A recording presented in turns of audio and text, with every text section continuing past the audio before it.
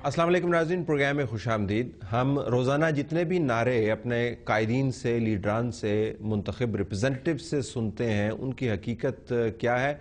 कॉन्डोलीज़ा rice ने अपनी किताब के अंदर जो मामलात तहरीर किए हैं पाकिस्तान के हवाले से, आप कह सकते हैं कि उनमें कोई अनहोनी बात नहीं है। उन्होंने ज़िक्र किया कि किस तरीके से जनरल परवेज़ मुशर्रफ और बेनज़ीर भुट्टो साहबा के दरमियान फासलों को उन्होंने कम किया, किस तरीके से NRO की डील का उन्होंने माहौल बनाया और किस तरीके से पाकिस्तान का चीफ ऑफ आर्मी स्टाफ और सिटिंग प्रेसिडेंट जो है वो वाशिंगटन से बात कर रहा है कि मैं पाकिस्तान में एमरजेंसी लगा दूंगा, मैं पाकिस्तान में मार्शल लॉ लगवा दूंगा, मेरी ये बातें मनवाएं। और किस तरह मोहतरमा बेनज़ीर भुट्टो साहिबा और उनकी पार्टी जो है जनरल मुशर्रफ के साथ वाशिंगटन में के ज़रिए इंगेज कर रही हैं और ये कह रही हैं कि वाशिंगटन को गारंटी देनी चाहिए कि जनरल मुशर्रफ जो भी कहेंगे अब वो उसके ऊपर पूरा उतरेंगे और हमें लेट डाउन नहीं करेंगे।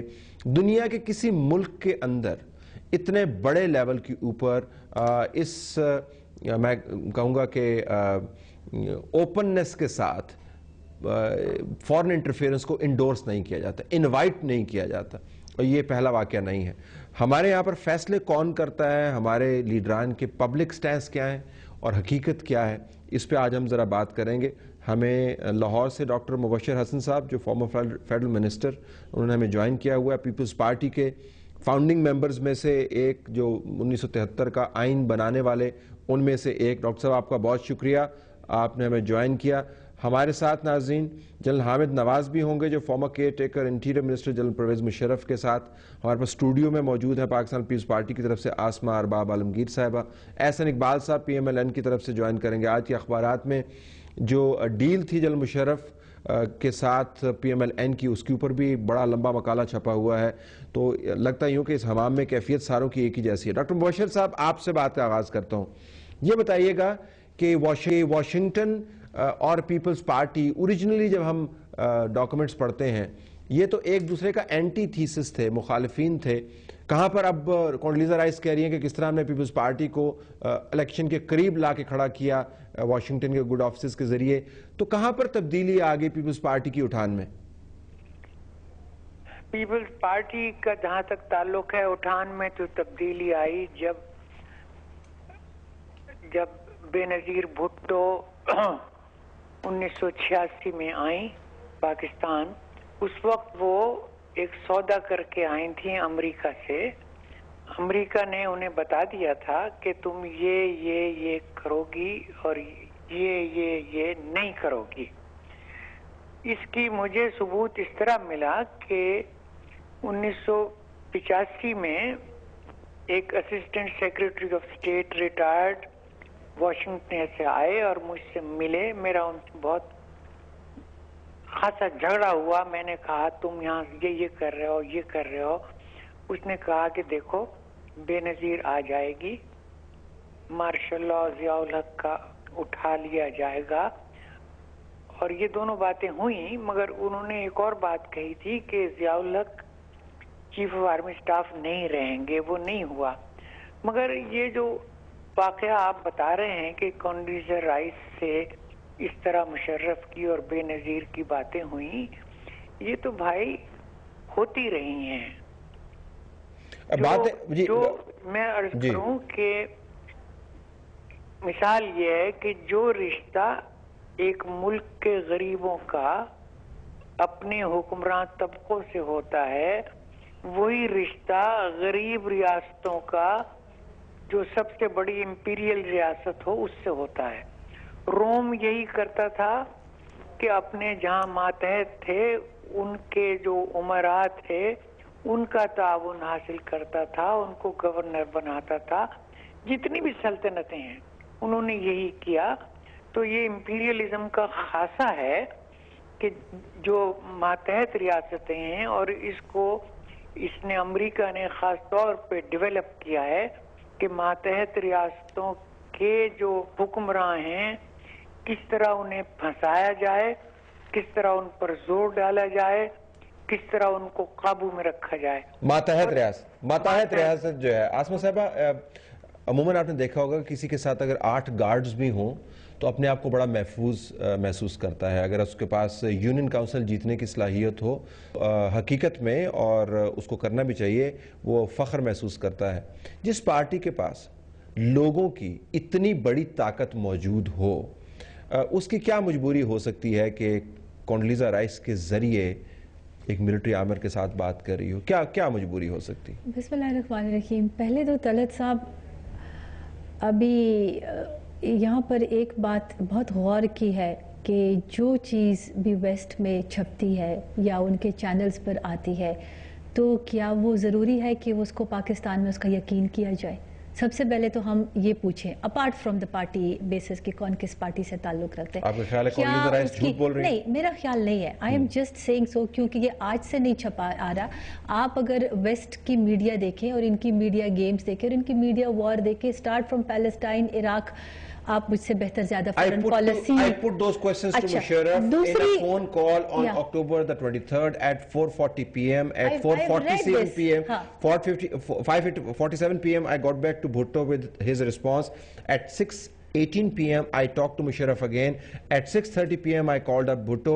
That continued every half an hour until 11:28 p.m. with 9 more calls back and forth. Yes, I have also read this and I'm sure the whole Pakistan has read this. But یہاں پر ایک سوال ہے. جھوٹ بول رہی ہے. She is saying this. ٹھیک ہے، یہ اس کی کتاب ہے and she has the right. I don't know.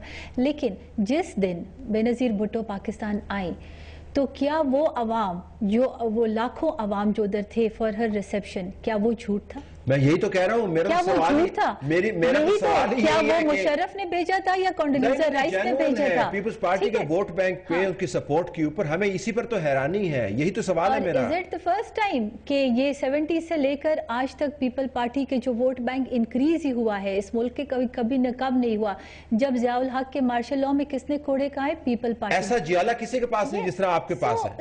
میں یہی تو جاننا چاہتا ہوں تو واشنگٹن کے پاس جانے کی کیا ضرورت ہے؟ دیکھیں یہ تو ان کی this is what Washington is saying and they would be knowing better کہ what are their reasons and today as to what is happening. دیکھیں نہیں ہوا تو لیکن the party position is that she never had any deal with anybody. یہ تو ایک الزام ہے ایک لیڈر جس کو ساری دنیا مانتی ہے، جس کو مسلم ممالک سے لے کے across the world مانا ہے. سب درست ہے.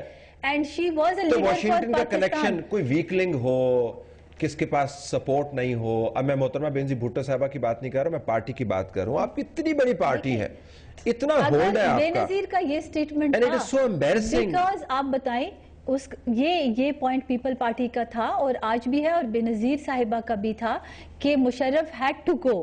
Martial law had to go. جو مشرف نے جو ڈکٹیٹرشپ کیا تھا ہم نے کروایا سارا کچھ. دیکھیں یہ تو وہ کہتے ہیں نا، تو آج کون کر رہا ہے؟ اچھا چلیں ابھی آج کون کر رہا ہے؟ آج تو ملک میں جمہوریت ہے. تو don't you think that the Americans should be supporting this democracy? ہمارا سوال ہے Americans were supporting Musharraf at that time and they were so interested کہ پاکستان اور میں جمہوریت.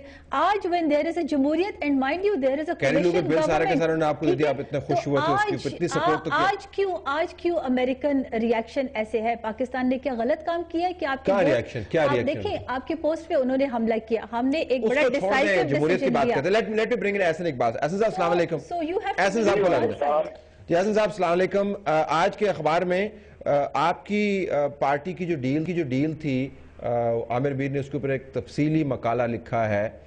اس کے اندر بھی سعودی جو کنگ تھے ان کا ذکر دوبارہ کیا گیا. ظاہر ہے یہ ڈاکومنٹس کا حصہ ہے. 2007 میں سپریم کورٹ کا جو ورڈکٹ تھا اس کو بھی کوٹ کیا گیا ہے، جس میں کہا گیا تھا کہ یہ فورسڈ ایگزائل نہیں تھی. ذاتیات سے ہٹ کے میں سیاسیات کے اوپر آنا چاہوں گا. کیا کمپلشن ہوتی ہے پاکستان کے منتخب نمائندگان کی کہ وہ واشنگٹن یاترا کریں؟ What is the reason behind? ذرا آج سمجھائیں ہمیں. احسن صاحب.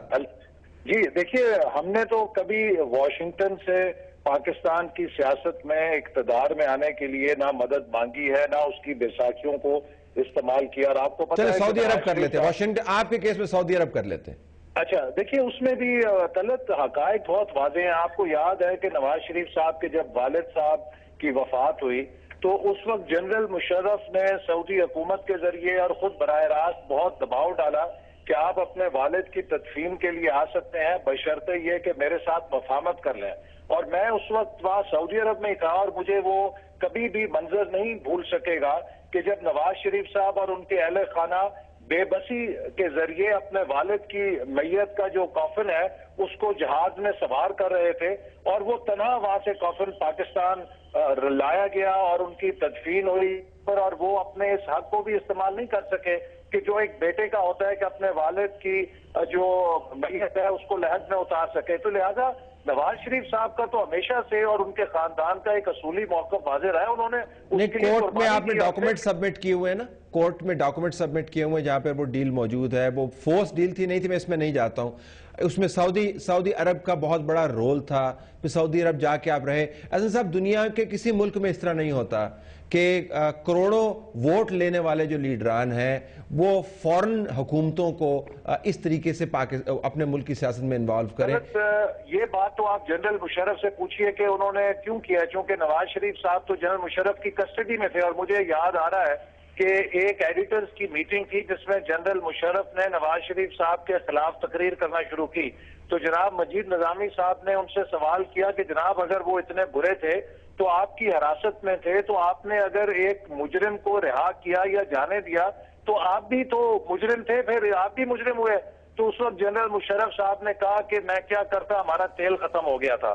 تو اب نواز شریف صاحب کو اگر جنرل مشرف نے کسی دوست ملک سے مفت کا تیل لینے کے لیے ٹریڈ کیا یا بارٹر کیا, اس میں تو جنرل مشرف کو جواب دہ ہونا چاہیے کہ وہ ان کی ذمہ داری تھی کہ ان کی وہ کسٹڈی میں تھے.